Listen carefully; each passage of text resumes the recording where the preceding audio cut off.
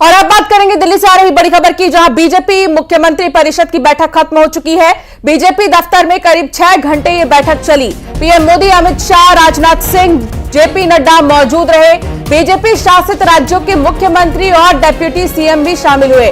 सरकार की नीतियों और उसको लागू करने पर इसमें चर्चा की गई। पीएम ने विकसित भारत के लक्ष्य पर चर्चा की है। इसके अलावा नई शिक्षा नीति के क्रियान्वयन पर भी चर्चा हुई है। प्रधानमंत्री नरेंद्र मोदी जब इस मीटिंग में पहुंचे तो देखिए, तमाम जो राज्य है उनके मुख्यमंत्री, बीजेपी शासित राज्यों के मुख्यमंत्री यहां पर नजर आए। योगी आदित्यनाथ को आप देख रहे हैं ठीक सामने। इसके अलावा मुख्यमंत्री डॉक्टर मोहन यादव, विष्णुदेव साय, देवेंद्र फडणवीस को भी आप देख रहे हैं, क्योंकि यहां पर केवल मुख्यमंत्री ही नहीं बल्कि डिप्टी सीएम भी इस मीटिंग में मौजूद रहे। विनीत हमारे संवाददाता साथ जुड़ चुके हैं। विनीत, ये मुलाकात कितनी अहम रही है और विकसित भारत के लक्ष्य पर जो चर्चा की गई है, इसके की पॉइंट्स क्या थे?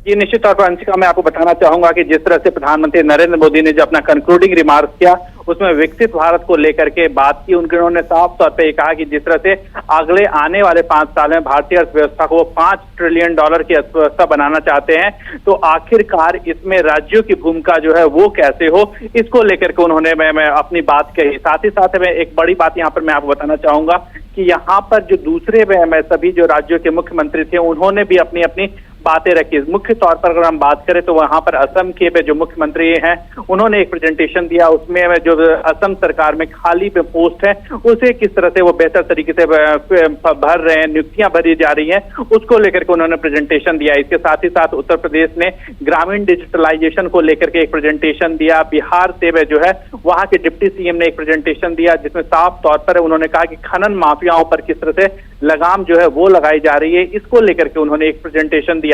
इसके साथ ही साथ त्रिपुरा के सीएम ने प्रेजेंटेशन दिया। तो साफ तौर पर एक दूसरे राज्यों के अच्छी योजनाओं को जो है वो सीखा जा सके, साथ ही साथ में जो केंद्र की बेहतर योजना है उसे बेहतर तरीके से समझा जा सके, इसको लेकर के यहाँ पर कामकाज हुआ। एक और बड़ी बात यहाँ पर मैं आपको बताना चाहूंगा कि जो राष्ट्रीय शिक्षा नीति 2020 है, उसको लेकर के एक प्रेजेंटेशन दिया गया। केंद्रीय शिक्षा मंत्री धर्मेंद्र प्रधान ने एक प्रेजेंटेशन दिया और साफ तौर पर भी यह कहा कि किस तरह से शिक्षा में सुधार से लोगों के जीवन में सुधार किया जा सकता है, इसको लेकर के प्रेजेंटेशन दिया।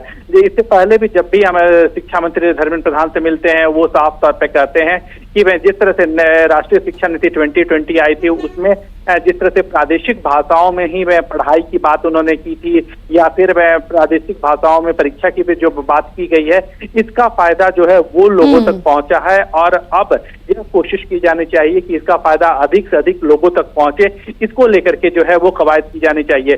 धर्मेंद्र प्रधान हमेशा ये बात करते रहते हैं कि पिछली बार जब नीट हुआ था, वहां पर 2020 में जो एजुकेशन पॉलिसी लागू होने के बाद जो नीट हुआ था, पिछली बार नीट तमिलनाडु में से वहां की एक टॉपर थी। तो निश्चित तौर पर जो इकोसिस्टम डेवलप हो रहा है, शिक्षा का इकोसिस्टम डेवलप हो रहा है, उसमें जो रीजनल सेंटर्स है वहां से भी टॉपर्स आ रहे हैं।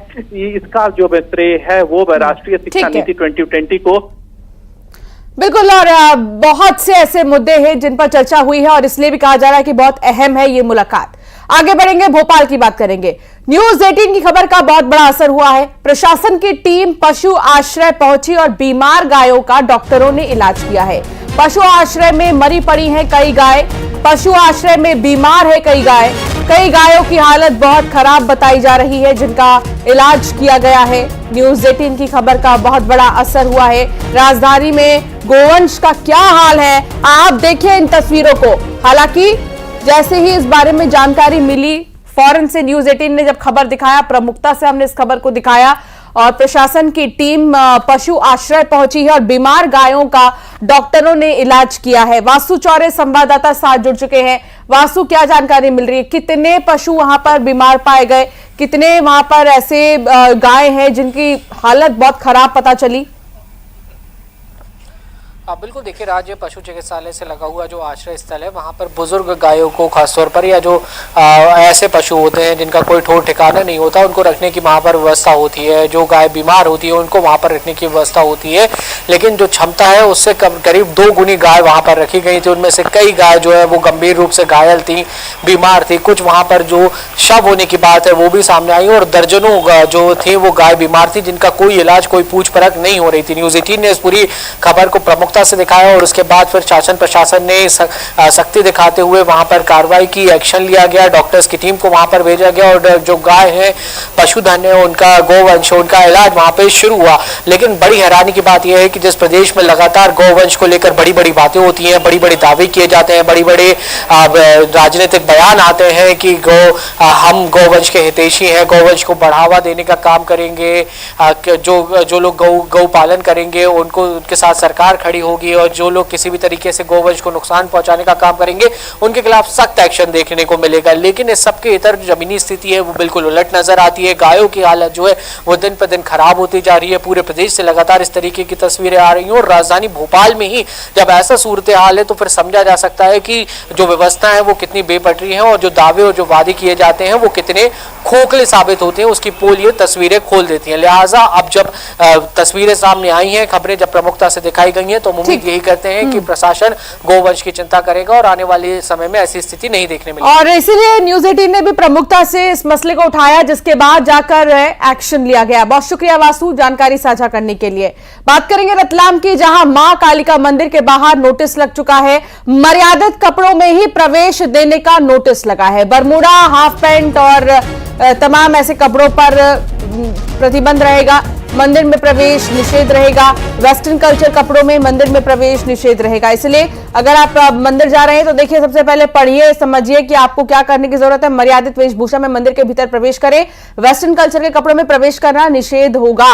ये मंदिर के बाहर एक पोस्टर लगा दिया गया है। इस पोस्टर के जरिए बताने की कोशिश की गई है जो परंपरा है, जो संस्कृति है, उसी के तहत मंदिर में प्रवेश करें।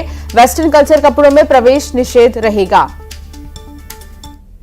रतलाम का ये वही प्रसिद्ध मंदिर है जो मध्य प्रदेश ही नहीं बल्कि पूरे देश में खासा प्रसिद्ध है, मां कालिका का मंदिर। और यहाँ पर अब जो है एक नोटिस यहाँ चस्पा किया हुआ है कि जो भी शख्स इस मंदिर में प्रवेश करेगा मां कालिका के दर्शन के लिए वो मर्यादित वस्त्र पहनकर ही आए। क्योंकि आमतौर पर देखने हुए आता है कि आजकल पुरुष भी हाफ पैंट पहन के जो है अमर्यादित और फटे जीन्स पहन के है मंदिर में आते हैं। कुल मिला के मंदिर की मर्यादा को बनाए रखने की पूरी कवायद है। और यहाँ पे ये भी लिखा गया कि वेस्टर्न कल्चर के कपड़ों में प्रवेश करना निषेध है। मंदिर कोर्ट ऑफ आर्ट्स का सरकारी मंदिर है और अब जो लोग ऐसा करते हैं, जो नियमों का पालन नहीं करते, उन्हें समझाइश भी दी जाएगी, ऐसा कहना है मंदिर के पुजारियों का। कुल मिला के मंदिर की जो शुचिता है, जो एक डेकोरम होता है मंदिर का, उसको मेंटेन करने की, उसे बनाए रखने की पूरी कवायद अब नज़र आ रही है, जो कि अब पूरे मध्य प्रदेश में खासी चर्चा में है। सुधीर जैन, न्यूज़ 18 रतलाम। सुधीर हमारे साथ जुड़ चुके हैं। सुधीर, अब मंदिर में कोई भी प्रवेश करेगा तो उसे इस बात का ख्याल रखना होगा कि उसने पहन क्या रखा है, वरना उसे प्रवेश नहीं मिलेगा। क्या इस आदेश का लोग वहां पर स्वागत कर रहे हैं? जी बिल्कुल, श्रद्धालुओं ने स्वागत किया। श्रद्धालुओं का कहना है कि जो हमारी संस्कृति है, जो हमारा धर्म कहता है, उसके अकॉर्डिंग ही आपको मंदिर आना पड़ेगा, ना कि फटे पुराने या फिर फूहड़ कपड़े पहन के आप मंदिर में प्रवेश करें। क्योंकि हमारी बहुत से श्रद्धालुओं से चर्चा हुई तो उन्होंने साफ तौर पर ये जो नोटिस चस्पा किया गया है रतलाम के प्रसिद्ध मां कालिका माता मंदिर के बाहर, उसका लोग अब स्वागत करते हुए भी नजर आ रहे हैं। दरअसल होता ये था कि कई बार पुरुष वर्ग की बात अगर मैं करूं तो कई बार हाफ पैंट में बरमूडा में भी कई बार लोग आ जाते थे, कई बार नाइट ड्रेस पहन के भी लोग यहाँ पे दिखाई देते थे। तो मंदिर की शुचिता की अगर मैं बात करूं, संस्कृति की बात करूं, तो उसको कहीं ना कहीं ठेस पहुंचती थी, लोगों की आस्था को ठेस पहुंचती थी, जो यहाँ पे पूजा करने के लिए पहुंचते थे। कि वो कहते नजर आते थे कि आप कम से कम जिस वस्त्र में मंदिर पहुंच रहे हैं उसका कम से कम आपको ध्यान रखना चाहिए। लगातार ऐसी बातें सामने आ रही थी, जिसके बाद अब जो मंदिर प्रबंधक है, जो पुजारी है, उन्होंने इस तरह का नोटिस मंदिर के बाहर चस्पा कर दिया है। ये मालवा ही नहीं बल्कि मध्य प्रदेश और मैं कहूंगा कि देश का प्रसिद्ध मंदिर है, शक्तिपीठ कहा जाता है। मां कालिका, मां चामुंडा और मां अन्नपूर्णा आस्था की त्रिवेणी इस मंदिर में नजर आती है, इसलिए इस मंदिर की मान्यता भी खासी है और बड़ी संख्या में श्रद्धालु यहाँ साल भर पहुंचते हैं। ऐसे में अब देखना यह है कि आखिर इस जो नोटिस लगाया उसका इम्पैक्ट कितना होगा, लेकिन इस नोटिस का लोग स्वागत जरूर करते नजर आ रहे हैं।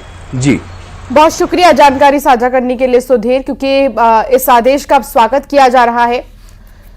छिंदवाड़ा में सड़क न होने से ग्रामीण परेशान है। गुबरेल में मोक्ष धाम जाने के लिए सड़क ही नहीं है। पानी और कीचड़ से भरे रास्ते पर चलने की मजबूरी है। शव को दलदल से ले जाने को ग्रामीण मजबूर हो चुके हैं। ग्राम पंचायत ने मोक्ष धाम बनाई है, पर यहां पर सड़क ही नहीं है। सड़क न होने से ग्रामीण परेशान नजर आ रहे हैं और देखिए किस तरीके से मोक्ष धाम जाने के लिए यहाँ पर सड़क ही नहीं है। ओ इधर गड्ढा ज्यादा है, इधर से राम नाम राम नाम राम नाम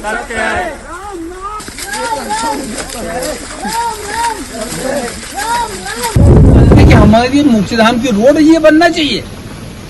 हम तकलीफ ये मोक्षधाम रोड पे आज पूरे ग्रामीण लोग कैसे हमने बॉडी को लेके आए, कैसे मैयत को लेके जा रहे हैं, शव यात्रा कैसी लेके जा रहे हैं। आज तकलीफ में हम हैं। हमारे विवेक बंटी साहू जो हमारे सांसद बने हैं, उनसे हम निवेदन करेंगे कि हमारी यहाँ आके वो सुने, क्योंकि उनने हमको यहाँ आश्वासन देके गए थे कि हम ये मोक्षधाम की रोड बना के देंगे। तो सुना आपने यहाँ पर क्या कहना था लोगों का। यहाँ के सांसद से उन्हें काफी ज्यादा उम्मीदें हैं। उनका कहना है कि हम ये चाहते हैं कि हमारे सांसद यहाँ पर आए, हमारी समस्या को देखें और इसका समाधान निकालें। तो मौजूदा समय में मोक्ष धाम जाने के लिए सड़क ही नहीं है। लोग यहाँ पर संघर्ष कर रहे हैं। उनका ये मानना है कि जब तक सड़कें नहीं होंगी इसी तरह वो परेशान होते रहेंगे। इसलिए अब इस पूरे मसले पर ध्यान देने की जरूरत है और साथ ही वो चाहते हैं कि उनके सांसद आएं और आकर देखें कि क्या समस्याएं हैं और किस तरीके से उन समस्याओं का सामना यहाँ के लोग कर रहे हैं।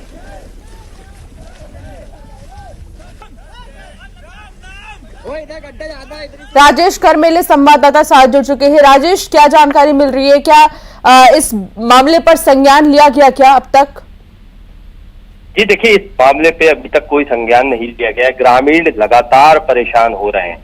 ग्रामीणों का कहना है कि लंबे समय से सड़क को लेकर मांग उठाई जा रही थी, लेकिन किसी तरह का कोई पहल किसी ने नहीं की। इस वजह से ग्रामीण परेशान है और ये जो हालात अभी नजर आ रहे हैं, ये लगभग बारिश में हर समय नजर आते हैं। हर समय इस परेशानी का सामना ग्रामीणों को करना पड़ता है। ये अकेले इस घटना की सवाल नहीं है। उनका ग्रामीणों का कहना है कि बीमार लोगों को भी लाने ले जाने के लिए ये ग्रामीण काफी परेशान होते हैं। जो स्थिति आज बनी है वो कमोबेश पूरे बारिश में बनती नजर आती है। जी बहुत शुक्रिया राजेश जानकारी साझा करने के लिए। पीएम मोदी ने अपने रेडियो कार्यक्रम मन की बात में इंदौर में हुए पौधारोपण की तारीफ की है। उन्होंने कहा कि देश में स्वच्छता को लेकर मशहूर इंदौर शहर ने अब एक और उपलब्धि हासिल कर ली है। एक पेड़ मां के नाम अभियान के तहत शहर में एक ही दिन में 2 लाख से भी ज्यादा पौधे लगाकर रिकॉर्ड बनाया गया है। इंदौर शहर में रेवती रेंज की पहाड़ियों में 14 जुलाई एक साथ लाखों पौधे रोपकर बड़ा रिकॉर्ड बनाया गया। सुबह 6 बजे से शुरू हुआ मां के नाम पर एक पौधा रोपने का कार्यक्रम शाम 6 बजे तक चला। 2 लाख से ज्यादा पौधे लगाए गए। अपनी मां के नाम पर पेड़ लगाने के इस अभियान से आप भी जरूर जुड़े।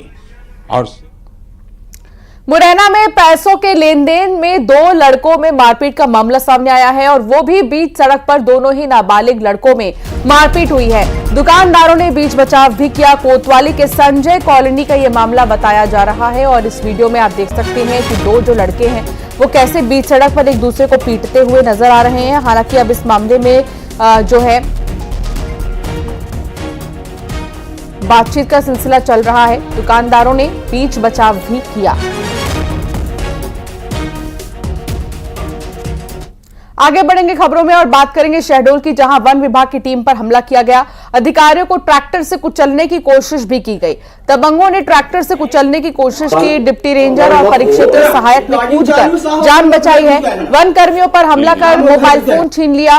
वन भूमि को कब्जा मुक्त कराने के लिए जो टीम है वो पहुंची थी, लेकिन उल्टा यहां अधिकारियों पर ही हमला किया गया। बाल्टी से बहुत गर्म मत हो। रिकॉर्डिंग चालू साहब, अपने लोग घर घुस गए ना। साहब लोग घर घुस गए। बाल्टी से बहुत गर्म मत हो। रिकॉर्डिंग चालू साहब, अपने लोग। शहडोल जिले के शहरगढ़ गांव में एक शराबी शिक्षक का वीडियो तेजी से वायरल हो रहा है, जिसमें कि नशे में धुत शिक्षक क्लास में बीच में कुर्सी पर बैठकर पैर रखकर बैठा हुआ है। मामला जो है वो ब्योहारी ब्लॉक के बेरिहाई टोला प्राथमिक विद्यालय का है, जहां तैनात शिक्षक उदयभान सिंह नट शराब पीकर स्कूल में पहुंचता है और क्लास के बीच में बैठकर ड्रामा करने लगता है। ग्रामीणों ने शिक्षक का वीडियो बनाकर वायरल कर दिया। ग्रामीणों का आरोप है कि आरोपी शिक्षक उदयभान सिंह नट आए दिन शराब पीकर देर से स्कूल पहुंचता है और स्कूल में कुर्सी पर बैठे बैठे सो जाता है।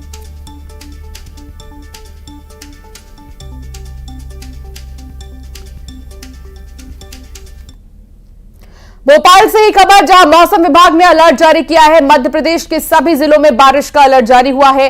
सागर, छिंदवाड़ा, बैतूल, नर्मदापुरम, देवास, ग्वालियर जिलों में भारी बारिश का अलर्ट जारी किया गया है।